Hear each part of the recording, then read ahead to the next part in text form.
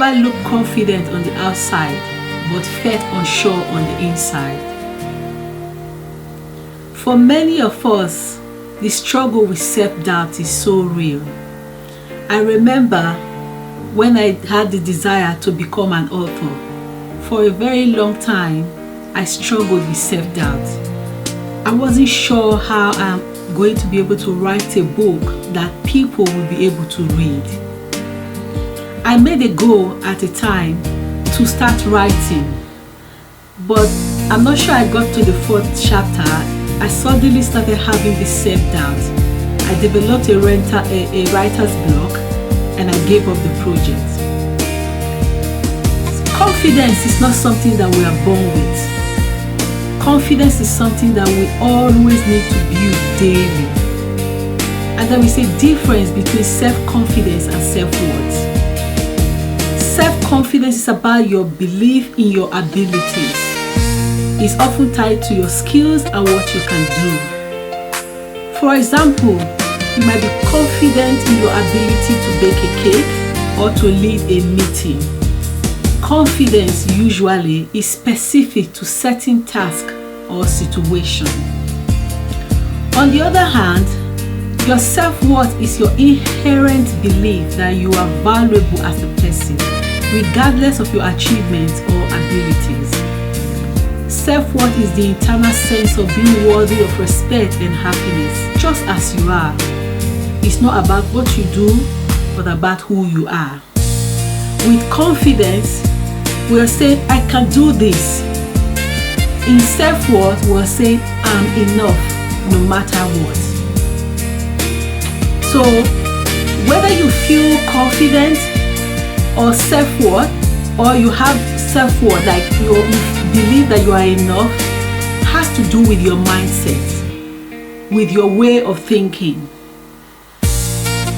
And in psychology, there is a concept that is developed by a psychologist known as Carol Dweck, which talks about the growth mindset and the fixed mindset. Mindset is very important in our ability to accomplish our goals and our dreams and desires. A growth mindset is the belief that your abilities and intelligence can be developed through dedication, hard work, and learning from mistakes. In contrast, a fixed mindset is the belief that your qualities like intelligence or talent are not changeable, are not things that you could grow with or you could develop. And people with a growth mindset, they tend to embrace challenges, they persist in the face of setbacks, and they see effort as a path to mastery. And this outlook can have a significant impact on learning, achievement, and resilience.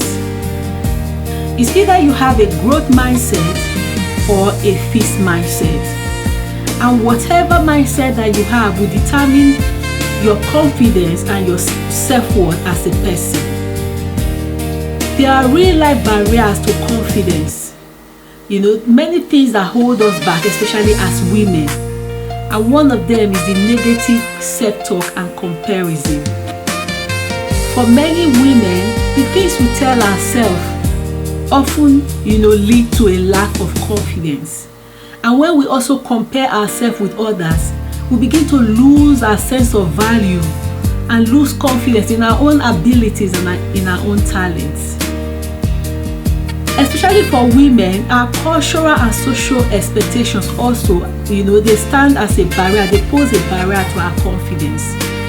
Culturally, especially if you are from the culture that I'm from in Africa, women are not, you are not expected to accomplish much.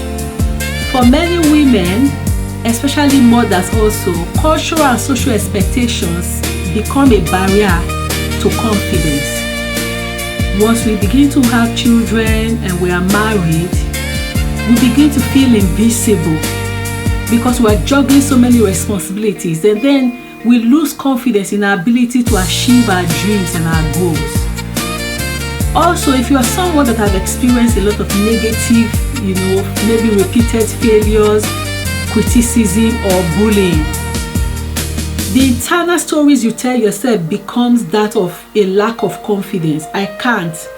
I don't think I'm worthy of this. I don't think I can do this. Another barrier to confidence for us is when we are set on perfectionism.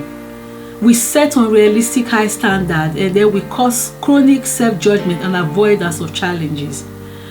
And in talking about my desire to become an author, that was one of the struggles I had. One of my major barriers was perfectionism. I wanted to set that, standard that I will write a book and it will be perfect the first time. It was a mindset that needed to change. Another barrier to confidence is a lack of skill or preparation, especially when you realize that there is genuine gap in your experience and knowledge. This will make it harder and it will amplify your self-doubt, because the truth is, you don't know what you do not know. And if you don't know it, then your confidence in your ability to achieve will become, really limited. If you also find yourself in an unhelpful social environment, this can become a barrier to confidence. Unhelpful social environments such as unsupportive families or friend groups or workplaces that criticize, dismiss or gaslight you will reduce your confidence over time. And in such situations, they become a barrier to your growth and development. Other barriers to confidence are physical and mental health issues. When we're dealing with chronic pain or chronic illnesses, depression and anxiety, all of this will make it difficult for our confidence to be sustained. Another barrier is imposter feelings. And in writing my book, imposter syndrome was another big thing. I was asking myself, why do you think you can write a book, especially when you don't really know anyone in your family that has written a book before? I felt I wasn't qualified. I felt it's something that I would not be able to do, So imposter feelings, believing your success is luck or temporary, leads you to fear exposure and you avoid ambitious moves. And then this identity and stereotype pressures, people look at you and say, you don't look like somebody that can do this, or you are not among the people that can write a book. All of those kinds of stereotypes, they make you downplay your abilities and withdraw. A lack of positive feedback also, and other issues like financial and practical constraints, they restrict your opportunities to build skills and showcase your competence. So how do these barriers, how do they show up in our lives? When we have perfectionism and imposter syndrome and all of these that I've mentioned that become a barrier to our self-confidence, what do we find ourselves doing? We begin to avoid situations that will show up our skills and our talents because we assume that we'll fail. And that is what imposter feelings and perfectionism do. When I started writing my book the first time, because of imposter syndrome, I abandoned the project because I was thinking that I don't think I'll be able to write a book that people will read. Another example is you lose your ability to practice. So you never practice a skill because you just believe that you are not a natural. You compare yourself with others, and also because of the lack of preparation, you suddenly believe that I don't think I will ever do it as good as this person. I don't think I'm able to be up there. And so you give up, you don't want to practice. But there is a saying that practice makes perfect. But for you, because of all of these barriers that are there, you are not able to continue to practice and you give up on yourself. Another example is shrinking, not only at meetings, but even among friends or in unhelpful environments. You suddenly shrink when you believe that other people are better than you, or maybe because somebody is always interrupting you or telling you that whatever you have to say is not important, and so your confidence is damaged. You shrink at meetings or in events or situations where you are supposed to show up because somebody is constantly interrupting or dismissing your ideas. And so you believe that you cannot speak because no one can relate to what you have to say. These are all ways that barriers to confidence show up in our lives. How do we weaken these barriers? How do we make sure that all of these barriers to confidence do not come to cripple us and hold us and keeping us down? One thing is to reframe your past failure into a learning step. I always say that because you have failed in a project does not mean that you are a failure. Failure itself is learning. It doesn't make you a failure. Failure in itself is good because in your failure you learn, and so you are able to become better the more you do whatever it is that you need to do. Also, don't set unrealistic expectations of yourself. Set just good enough standard. Start small. Whatever you have to do, just experiment with small imperfect steps, and that is one of the a mindset shift that I had in my attempt to become an author the first time. I had to get a coach who told me that it doesn't matter how rough your first draft is, that is what the first draft is supposed to be. It's not meant to be perfect, so just do it. And for some people, exposure to social media triggers comparison, and that tracks, it tracks your own progress, privately, brings you down privately. So if you are somebody that is triggered with comparison, then probably you limit yourself, on social media, your use of social media. Create boundaries, seek allies, or change the environment that model respectful behavior. Environment that does not serve you, you should not be in those kind of environment. Also, take care of yourself, your mental health. Take care of your overall well-being, because all of these contribute to our ability to be confident.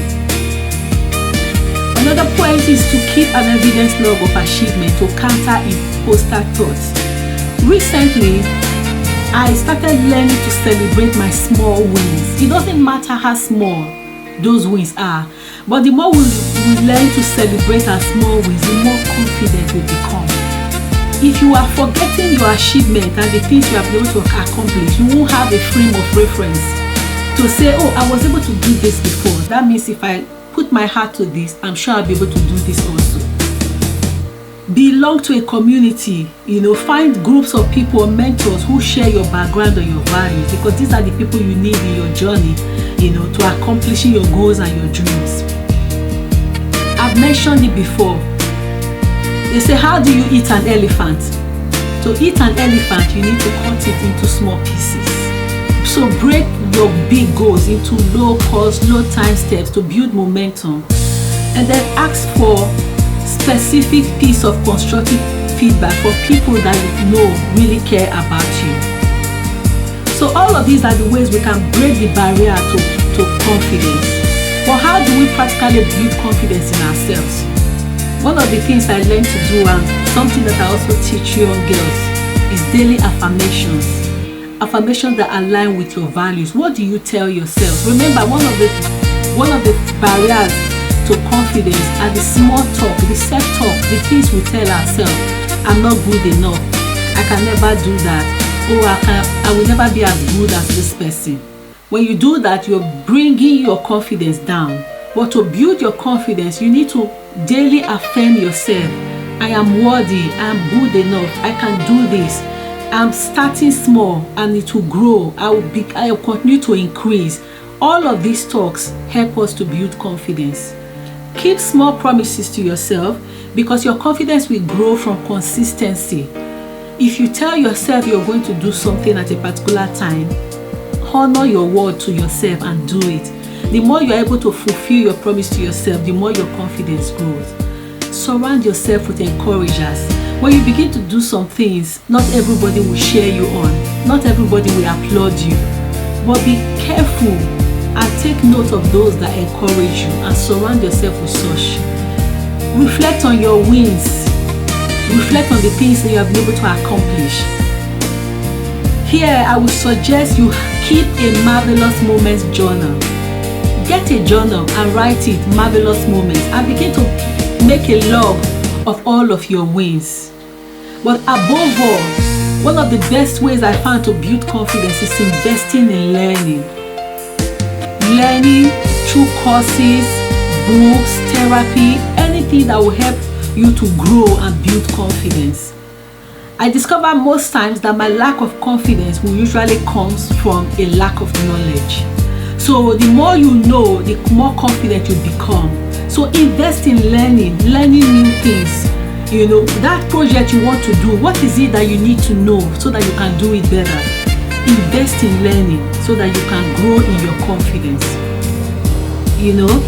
Like I was saying, when I wanted to write my book and I discovered that I couldn't continue. I was having imposter syndrome. I was having setback. And I needed to ask myself, what is really holding me back? What is holding me back? How do I need to build this confidence, rebuild my confidence? I know that I can write a book because it has always been a desire. But yet, I just could not do it. I had to get myself a book coach just to rebuild my confidence. And one of the first things that was done in that coaching group was a mindset shift. The first session I had was to sit down with somebody, a mindset coach, that helped me to reframe my thoughts and make me believe that my first draft is not good does not mean that the book is not going to be good. I had to overcome that restriction, that hindrance in my mind, that barrier that has been created, the barrier of perfectionism, of comparison. I had to break that barrier down. And through that mentorship, I suddenly realized that I write my first book and it's not good doesn't mean that I cannot do a good job. The one word that I keep remembering, your first draft is never going to be good, and that is why it is your first draft. It's not meant to be good. That gave me the confidence to just keep writing. It doesn't matter whether the sentences were right. It doesn't matter if I was confident in the flow of the words that I was putting together. I just needed to write. And the more I wrote, the more confident I became, because I suddenly realized that I didn't do it well the first time does not mean that it's not going to be perfect. Because there's going to be re-edit, there's going to be proofreading, there's going to be a lot that will go into it to create that perfect book that I needed. So that helped with my confidence. So whatever it is that you have in front of you as a goal or as a dream, I'm encouraging you today, to begin to take action on those goals. Take action on those dreams. Do not put yourself down.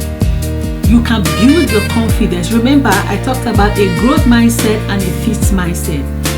All you need is a mindset shift, believing in yourself that yes, you can learn and you can grow. And with the right support and the right environment around you, your confidence can come true in whatever you need to do. I would like to ask you, my listeners today, I want to encourage you to share one small action that you will take this week. What is that one thing that you need to do that due to a lack of confidence you have not started to do? I want you to begin to take that action.